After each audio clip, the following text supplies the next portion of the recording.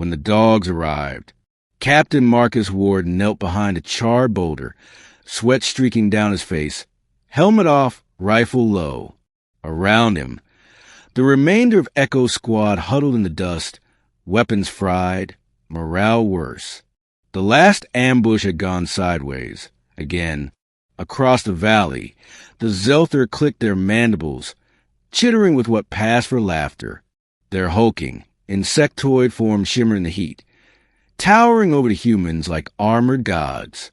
A few of them mimic human gestures, stiff salutes, exaggerated collapses, mocking the soldiers' weakness. "They think we're a joke," muttered Private Lau, face pale beneath his visor. "They're not wrong," said Sergeant Reyes, checking her shattered drone control. "They've outflanked us every time. Armor's too thick. They don't fear us." Ward wiped grit from his mouth. "That's about to change." Reyes raised an eyebrow. "You've got a plan?" He tapped his comm. "Not a plan. Backup." From miles behind the front lines, a signal pinged. 10 minutes later, the ground began to rumble. At first, it was faint, a vibration in the soles of their boots. Then the wind shifted. Dust rose in the distance.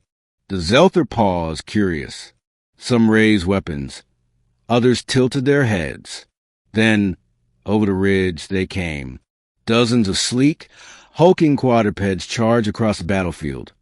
Dogs, but not like Earth's pets.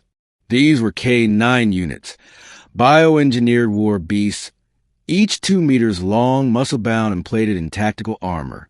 Their eyes glowed faint blue from neural implants. No barking, no howling, only focus.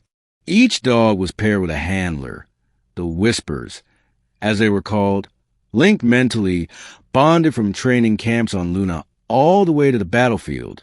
One handler strode forward, a tall woman with dark braids and a scar across her lip. Her call sign was Whisperer 7. Her partner, a beast named Bastion, walked beside her like a shadow. The Xelthar laughed again, until Bastion leapt. It crossed 20 meters in a heartbeat, slamming into the nearest Xelthar and snapping its mid-limbs like twigs. The other dogs followed, weaving through laser fire, their movements unnaturally fast, too agile for the Xelthar to track. They weren't just attacking. They were thinking, communicating silently with their handlers. Echo's squad watched in stunned silence as the field turned red. "Holy!" Lau couldn't finish. Ward stood slowly. "Push forward. Stay behind the dogs." Reyes smirked. "Now this is a plan." With renewed energy, the humans advanced, flanking behind their canine allies.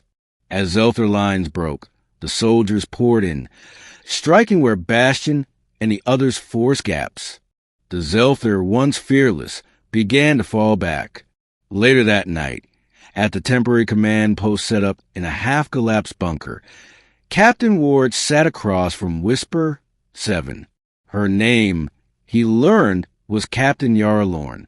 "That was surgical work," Ward said, lifting his mug of bitterscent coffee. She nodded. "Dogs don't hesitate. Don't complain. They see what we miss." Bastion lay by her side, his breathing slow, chest rising and falling. In sleep, he looked almost peaceful until you saw the plasma-burned armor and blood-stained claws. Ward leaned forward. "How do you control them?" "Neural leashes." "Not control. Trust." She sipped her coffee. "They bond with us. Feel what we feel. Some say it's genetic empathy. Others call it magic. I just call it loyalty." Outside, soldiers laughed for the first time in weeks, many crouching near their new four-legged allies, tossing scraps, patching wounds, whispering thanks. Ward watched, thoughtful. They turned the tide. "No," Yara said quietly. "You did by calling them in. Most commanders think they're too unpredictable, too wild. They've got more discipline than half my squad." She cracked a small smile. "Don't let them hear that."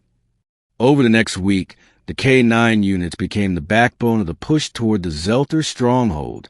Bastion and his pack led ambushes in the canyon passes, flushed out hidden bio-snipers, and even took down a Xelthar transport crawler by planting a charge beneath its armor plates.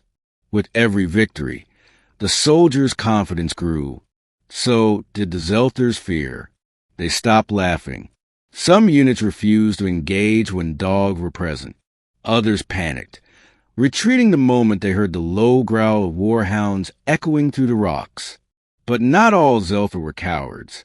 On the 9th day, they struck back hard. A Xelthar elite unit ambushed a recon team near the Obsidian Cliffs. Bastion and Yara responded instantly, but it was a trap. Plasma mines laced the terrain. The explosion knocked Ward flat. When he looked up, Bastion was down, armor smoking.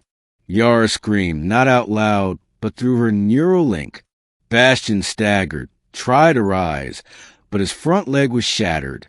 A Xelthar stalked toward him, blade extended. And then a second dog, Ghost, leapt from the smoke, slamming the alien sideways. 2 more followed. Bastion was dragged to safety, bleeding, broken, but alive. Ward fought back-to-back with Yara as the squad regrouped and repelled the ambush. When it was over, 20 Xelthar lay dead, and Bastion, though hurt, licked Yara's cheek. They evacuated the K-9 unit to medbay. Yara sat beside Bastion's tank for hours. Ward visited only once. "He'll make it," Yara said, not looking up. Ward placed a hand on the tank. "He saved all of us." "Of course he did," she said. "He's a good boy." The war ended not long after. With their stronghold destroyed and morale shattered, the Xelthar sued for peace. Captain War returned to Earth with a commendation and more scars and medals. Yara disappeared into the deep ranks of Coalition Recon. But Bastion, he was given an honorary medal and a new home, a green farm on Europa, where he could run without mines beneath his paws. Ward visited once, years later. He brought a bone. Bastion still remembered, because heroes don't always carry rifles. Sometimes they walk on 4 legs.